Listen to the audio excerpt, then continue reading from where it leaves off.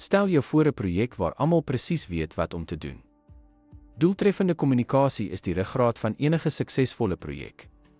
Verseker dat belanghebbendes en spanlede in lyn en betrokke is.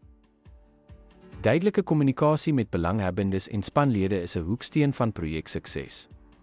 Sterk besluitnemingsvaardighede stel projekbestuurders in staat om uitdagings proaktief aan te spreek. Tydsbestuur en prioritiseringsvaardighede is noodsaaklik om die projek op koers te hou. Konflikoplossing is noodsaaklik om meningsverskille wat binne die span mag ontstaan te hanteer.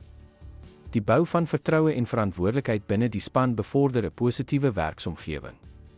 Deurlopende leer en aanpasbaarheid help projekbestuurders om op hoogte te bly van beste praktyke.